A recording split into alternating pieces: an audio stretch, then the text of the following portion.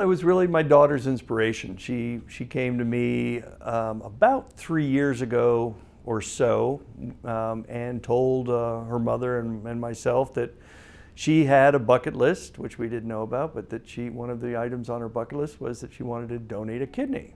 And we thought, okay, well that's all well and good, that's probably as far as it'll go. But then she said, okay, she had done some meetings and they were okay with that, and did some tests and things, so it was starting to look a little bit more serious. And I talked to her mother, and we both sort of talked among ourselves and said, how are we comfortable with all of this? And we said, well, we've got some questions, and posed them to Natalie. And of course, you ask, what if you need a kidney later on in life, and why are you giving the kidney, and is it safe? All those kind of things that parents want to know. And she answered them all in the way that we expected Natalie to answer them all. She's always been a giver and very kind-hearted person, but she'd probably give away her cranium if somebody asked for it. So it was nice that it was something that could be done without. But so she was the one who really inspired me, and I just watched her go through the whole thing. And when she had it done, her mother stayed with her the first week, and I came down and sort of walked her through the second week, and it all seemed to be, she had a good medical staff that was sort of very responsive to any of her questions and needs and everything else. And at the end of the day, she was up and at 'em even 10 days after, even less, walking around 3 days later, and she felt really good. And I thought, well, that's kind of cool. And so I thought about it for a while, and so at some point I thought, well, maybe I can do it. And actually I think that the real way she did it was she tricked me. She told me I just had too many kidneys. And so she had me get rid of one of them. She thought that was the best thing to do. And so I signed up for the program thinking, closing in on 60 years old, and I'll make the offer anyway. That would be a nice thing to do. And there's quite a battery of tests that you go through. MRIs, they're poking you, they're making you run on a treadmill. It's quite a show. And every time I thought, well, okay, those tests will come back, they'll knock me out for that or something. And everyone kept saying, okay. And actually early on, I had some high blood issues. And I guess the standard is fairly high. And I thought, well, that was in February, and I've been sitting around all winter and probably not exercising. So early on, it really inspired me to get back into shape and things like that. So I did work on it from my point too. But at the end of the day, we got all the tests done and nothing knocked me out of it. So I said, okay, well, here we go. And just sort of let the rest take its course. The last 2 weeks before, I don't know how it is with other people, but it seems like more people are trying to talk you out of it, or certainly giving you the opportunity to, anything you're not comfortable with, we'll back you right out of it. Don't worry about it. It's all up to you. And I'm thinking, well, do you want this thing or not? So nobody talked me out of it. Everyone gave me the opportunity. It all felt great. And at some point it just sort of takes its own schedule, and you just sort of show up at the time that you're supposed to be there and say, okay, well, I'm going to go as long as they take me. And it all went ahead. And it was certainly a lot easier because I did have Natalie, and anything that the doctors, didn't tell me, or anything that I didn't notice the doctors warning me about, Natalie could always tell me. One of the things that I thought was sort of interesting in hindsight was the doctors never told me about the position that they have you in when they take it out. And basically you're over on your back, and your side is sort of squeezed up so that they can work on you in there. And for Natalie, she had a sore back because she was sort of in that position for a number of hours. And when she got out, it was kind of a tough thing. So Natalie told me to, one, do some exercises so you're, a little bit more limber there and built up, and also be ready for the hot pad later.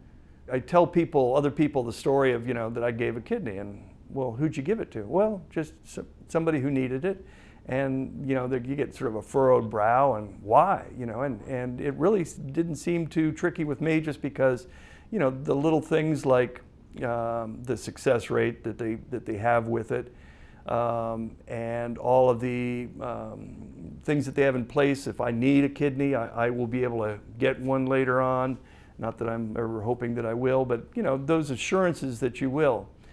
And you know, the real bottom line, and the one that, you know, nobody knows about until you've done it, and you may know that from your experience, but was, and I think it was the next, I think it was that afternoon. I went in at 6 o'clock. I think it was done at like 8:30, and it was off and gone by 10 o'clock.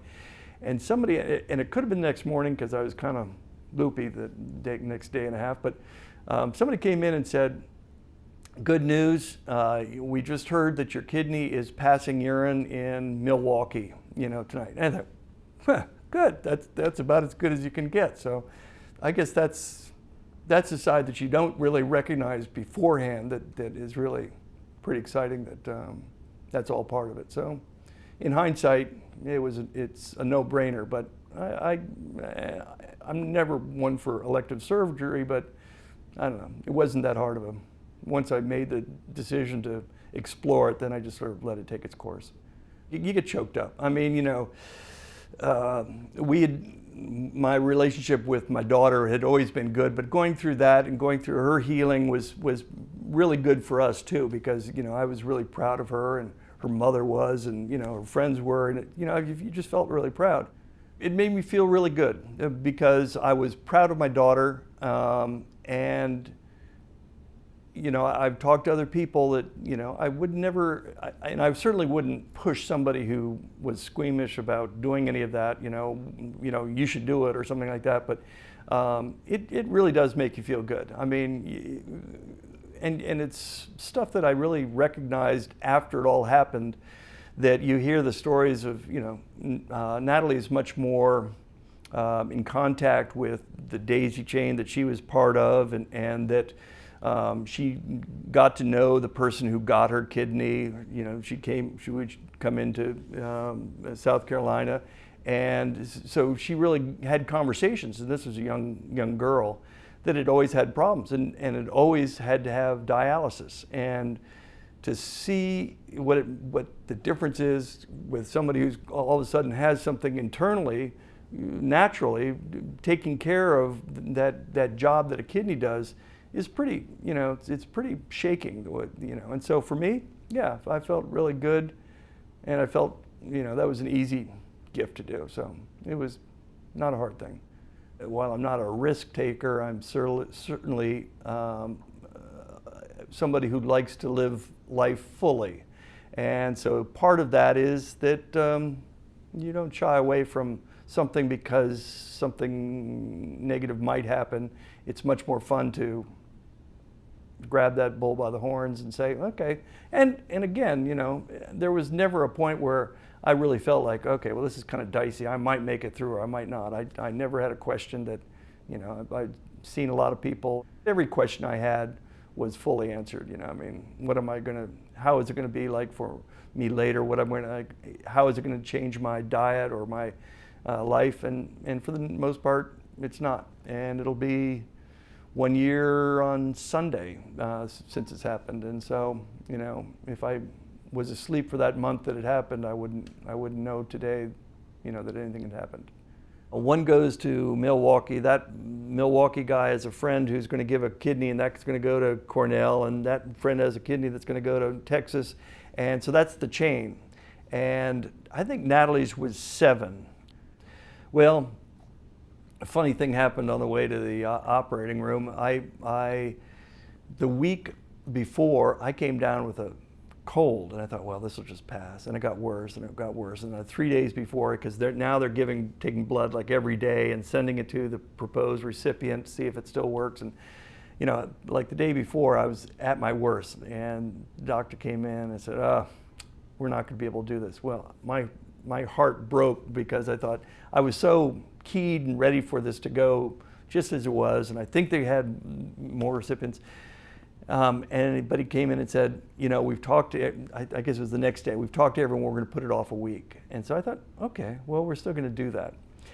But I'm not sure where that happened, but I think I ended up with 6, or I think I ended up with 1 less than my daughter. So I guess she got me there, but that's what a chain is, and it's pretty cool to be part of something that goes. And then you hear the stories of how it's packed, and there's a GPS that goes in the cooler, and the cooler gets whisked off to the airport. I think one of the people that you're doing an interview with is stuck on some tarmac somewhere. Well, the kidney doesn't do that. They fly first class to next person. The courier rushes it to the hospital, and it's into the next person within hours. So that's what's so cool about a chain. A lot of people are involved, and I just sat there and relaxed.